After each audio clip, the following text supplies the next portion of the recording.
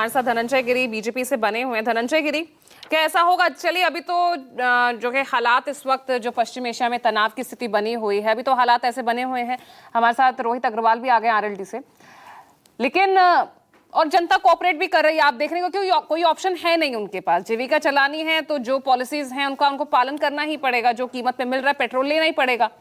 लेकिन जब ये हालात सामान्य हो जाएंगे तो उसका फायदा मिलेगा जनता को।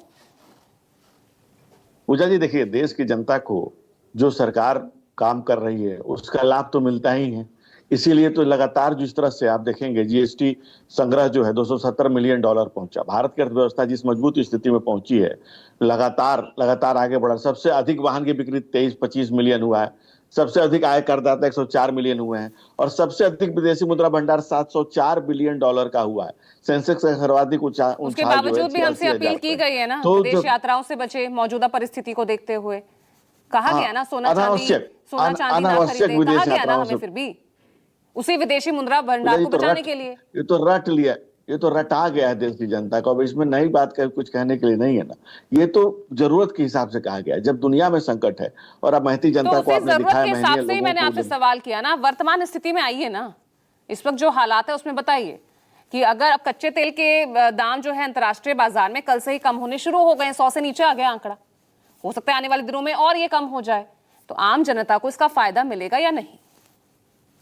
बिल्कुल मिलेगा। आम जनता के लिए मैंने बताया ना, अगर आज जो लगातार जिस तरह से देश का विकास हो रहा है, जो अर्थव्यवस्था मजबूत बनी है, ये आम जनता को ही तो इसका फायदा मिला है कि 15 करोड़ किसान निधि सम्मान निधि मिल रही है, 12 करोड़ लोग गरीबों के घर बने हैं, 4 करोड़ लोगों को नए घर दिए जा रहे हैं और जो इज्जत घर 12 करोड़ महिलाओं को बनेगी। तो देश के विकास की हमारी अर्थव्यवस्था 11वें से छठे चौथे पे आई थी, ठीक है, थोड़ा छठे पे चली गई। जब वैश्विक स्थितियां खराब है और देश की आम जनता से लेकर सरकार तक एक सुर में, एक लय ताल में है कि जब वैश्विक परिस्थितियां, दुनिया के हालात खराब हैं तो दबाव पड़ रहा है। देश की जनता पे पड़ रहा है, सरकार पे पड़ रहा है, कंपनियों पे पड़ रहा है, एजेंसियों पे पड़ रहा है, हर व्यक्ति पे पड़ रहा है।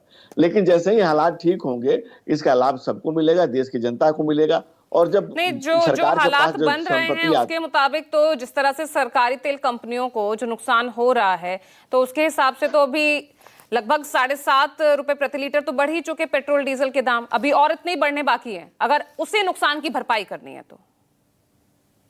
आप अगर पेट्रोल और डीजल हम सभी लोग आयात करते हैं, जो बाकी देश आयात करते हैं, अगर उन पर हम नजर डालें तो मलेशिया में कितना बढ़ा? 71%। अमेरिका में कितना बढ़ा, जिसके यहाँ खुद का प्रोडक्शन है भी और दुनिया के तेल पर उसका दबाव भी है, 52%। श्रीलंका में कितना बढ़ा? 41%। ब्रिटेन में 34%। जर्मनी में 33%। तो दुनिया में जिस बढ़ा उसके अगर आप किसी चीज को किसी पैमाने से नापिएगा ना, उस पैमाने में हमारे यहाँ बहुत कम दाम हुआ। अगर कहें कि सबसे कम बढ़ोतरी हमारे यहाँ हुई है तो ये भी गलत नहीं होगा। हाँ, और ये परिस्थितियां दुनिया जानती है कि अगर कल तेल के दाम कम हुए तो यहाँ तक आने में भी 25 दिन लगता है। परिस्थितियां है, वैश्विक संकट है, इसलिए बढ़ोतरी हो गई, इसलिए आप हम देश की जनता कर रही है ना कोऑपरेट। लेकिन हमने तो वो भी देखा है ना, जब कच्चे तेल के दाम अंतर्राष्ट्रीय बाजार में कम थे उसके बाद भी राहत नहीं थी लोगों को। नहीं, उसका कारण था कि 2.5 लाख करोड़ का जो था ऑयल बॉन्ड कर्जा था भारत पे। 2.5 लाख करोड़ का ऑयल बॉन्ड दिया गया, उसका इंटरेस्ट दिया गया, 4 लाख करोड़ हो गया, जो पूर्ववर्ती सरकारों ने छोड़ के रखा था, जिसको 2026 तक पूरा करना था। यानी कि पूर्ववर्ती सरकार को ये पता था कि वो दोबारा से सत्ता में नहीं आने वाले हैं, इसलिए ऑयल बॉन्ड।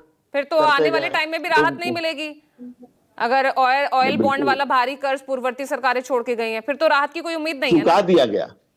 चुका दिया गया पूजा। अच्छा, आप निगेटिव सोच रही हैं, लेकिन देश की महान जनता को धन्यवाद करता हूं जो कितना सकारात्मक सोच रही है। अभी आपके चैनल पे ही मैंने देखा लोगों की जो प्रतिक्रियाएं थी कितनी सकारात्मक थी। आपके निगेटिव सोचने से तो कोई फर्क पड़ता नहीं है, लेकिन लोगों के तो जो सकारात्मक सोचने से। सवाल पूछ रही हूँ ना कि आज तो हम कोऑपरेट इसका जवाब दिया ना कि 2026 तक जिसको पूरा करना था उसको सरकार ने 2025 में ही पूरा कर दिया। जो ऑयल बॉन्ड का बकाया 2026 तक का समय था, हम 25 में पूरा कर दिया, क्योंकि हम जानते हैं कि हम सत्ता में नहीं, सेवा में है जनता की, और हमें ही रहना है, हमें ही करना है। तो हमें ही करना है तो ढंग से करना है, जनता को राहत देनी है, जनता के बीच में रहना है।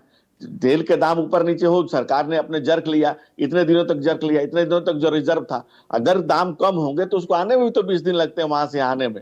जब दुनिया के हालात अचानक से ठीक नहीं हो जाते। और जो ऑयल कंपनी को 1000 करोड़ रुपए का, अब तो खैर वो 750 करोड़ रुपए हो गया है, जो वो झेल रही हैं, उसकी भरपाई कैसे होगी फिर? सरकार इसके रास्ते निकालेगी कि किस तरह से। भाई 2013 में जीडीपी 1850 मिलियन डॉलर था, जो आज 4130 बिलियन डॉलर पर पहुंच गया है, दोगुने से भी अधिक। तो सरकार ने मितव्ययी होकर के अरेंजमेंट करके अर्थव्यवस्था को, भाई एक समय था ना कि भाई अर्थशास्त्री प्रधानमंत्री होते थे, कहते कि पैसा पेड़ पर नहीं उगता है।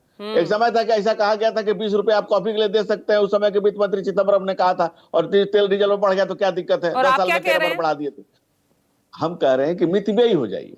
हम नहीं कह रहे हैं कि एकदम से बंद कर दीजिए पैसा पेड़ पर, नहीं, हम पैसे को संग्रह कर रहे हैं और एक एक पाई को गरीब की भलाई के लिए खर्चा कर रहे हैं। इसीलिए अति गरीबी कम हुई है, इसीलिए मल्टी डायमेंशनल गरीब की पॉवर्टी जेब से कम हुई है। और निकाल हम के नहीं कर रहे हैं, गरीबों की यूएनडीपी भलाई कह हो रहा है। रही है धनंजय गिरी।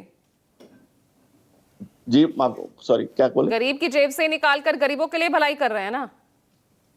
कौन गरीब की जेब से निकाल रहा है? गरीब 15 करोड़ किसान सम्मान निधि, 12 करोड़ गरीबों के घर, 4 करोड़ 12 करोड़ इज्जत घर, 4 करोड़ गरीबों के घर, 3 गुजरात करोड़ में ही घर, किसानों को 80 डीजल नहीं करोड़ मिल लोगों रहा को है, राशन। लंबी लंबी कतारों में खड़े होते, तस्वीर आप तक भी पहुंची होगी।